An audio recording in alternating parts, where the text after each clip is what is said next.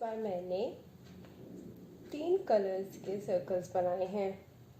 चलिए पहले समझते हैं कि हम इसमें 4, 6 एंड 5 के मल्टीपल्स कैसे लिख सकते हैं। ग्रीन वाले एरिया में मैं 4 के मल्टीपल्स लिखूंगी। ग्रीन सर्कल्स जो है वो 4 के मल्टीपल्स बताएगा। ब्लैक सर्कल इज फॉर 6 के मल्टीपल्स।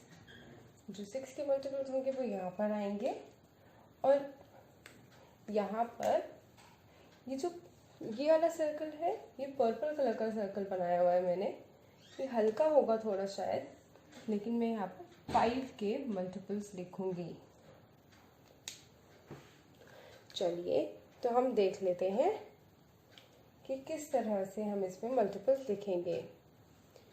इस बार तो एक नहीं बल्कि 4 कॉमन एरियाज दिख रहे हैं या नहीं दिख रहे हैं। कॉमन एरियाज हमने कौन से बताए थे? जहाँ पर जो 2 सर्कल थे वो आपस में एक दूसरे को काट कर हिस्सा घेर रहे हों। जैसे कि फर्स्ट कॉमन एरिया, हम इस एरिया में क्या देख सकते हैं कि कौन कौन से कलर्स आ रहे हैं। ब्लैक का सर्कल भी बन रहा है और ग्रीन का सर्कल भी बन रहा है। अगर हम सिर्फ इस एरिया को देखें जो ये वाला है, इतना, और ये वाला, ये हमारा एरिया नंबर 1 है। तो यहाँ पर ग्रीन सर्कल और ब्लैक सर्कल वाले कॉमन मल्टीपल्स आएंगे। ग्रीन सर्कल और ब्लैक सर्कल में कौन से कॉमन मल्टीपल्स है?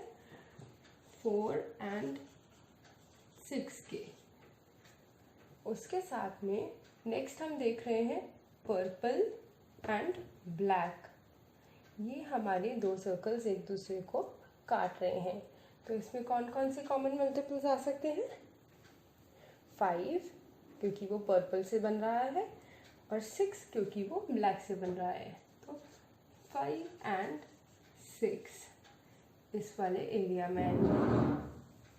5 एंड 6 इस वाले में आएंगे।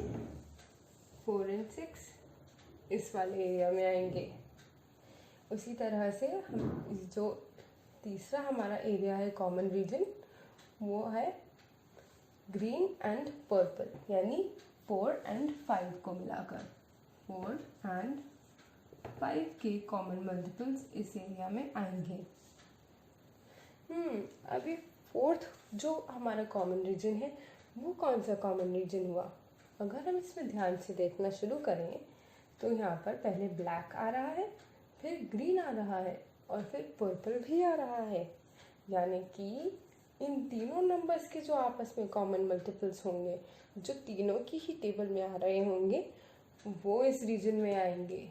तो इसमें 4, 5 एंड 6 सभी के कॉमन मल्टीपल्स सबसे बीच वाले कॉमन रीजन में आएंगे। हम मल्टीपल्स लिखना स्टार्ट करते हैं। सबसे पहले हम हर एक नंबर को 1 टाइम्स मल्टीप्लाई करते हैं। जैसे 1 times 4 is equal to 4, 1 times 6 is equal to 6, 1 times 5 is equal to 5। बोलते हैं कि हर एक नंबर अपना मल्टीपल तो होता ही होता है। जैसे 4 अपना, 6 अपना और 5 अपना।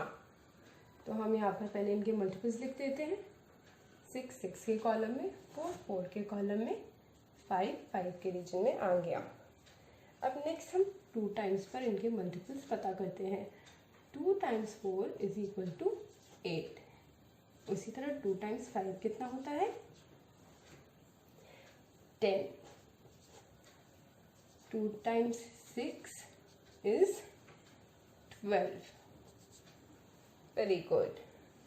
तो यहाँ पर हम 8, 12 एंड 10 भी लिख लेते हैं। इसके बाद में हम आगे चलकर अगर हम इसी तरह से चलते चले जाएं तो 3 टाइम्स 4 इज ऑल्सो 12। इससे हमें क्या पता चलता है कि 12 जो है वो 6 का भी मल्टीपल है और 4 का भी मल्टीपल है। तो हम इसको सिर्फ 6 के रीजन में ना लिखकर 4 और 6 के कॉमन रीजन में लिख लेंगे। यहाँ पर आ गया आपका 12।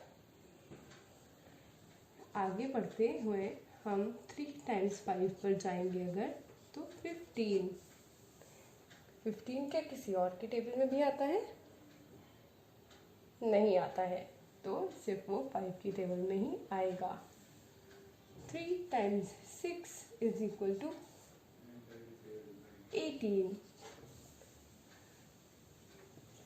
वो 18 की टेबल में आ गया। उसी तरह 4 टाइम्स 4 अगर हम करें तो कितना होता है? 16। 4 टाइम्स 5 इज इक्वल टू 20।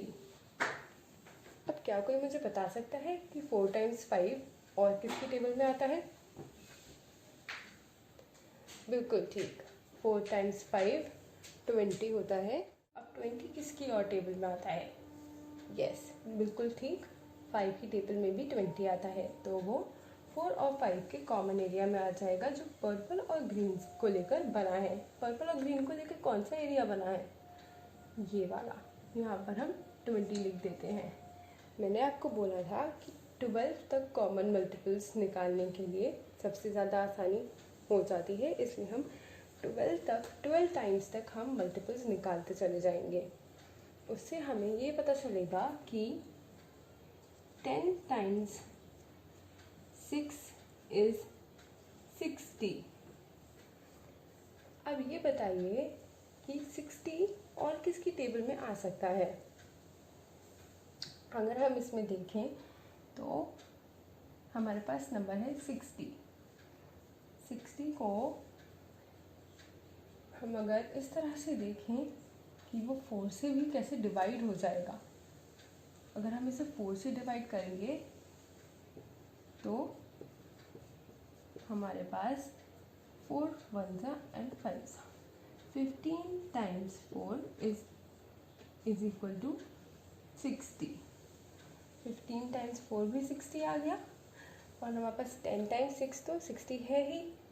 उसी तरह से मैं 5 को किससे मल्टीप्लाई करूँ कि 60 आ जाए? मैंने आपको 12 तक कॉमन मल्टीपल्स निकालने के लिए बोला था, तो 12 मल्टीपल निकालने के लिए 12th मल्टीपल 5 का जो होगा वो 60 आता है। 12 की टेबल अगर आपको याद हो तो 12 5 या 60, इसलिए इसका कॉमन मल्टीपल ये, इससे हमें पता चलता है कि 60 जो है वो 4 5 एंड 6 तीनों का ही कॉमन मल्टीपल है, इसलिए वो तीनों के कॉमन रीजन में आ जाएगा। उसी तरह से अगर हम 5 टाइम्स 6 करें या 6 टाइम्स 5 करें तो दोनों का आंसर 30 आता है, जिसका मतलब ये हुआ कि 30 5 एंड 6 का कॉमन मल्टीपल है। इसी तरह से हम कई सारे कॉमन मल्टीपल्स निकाल सकते हैं।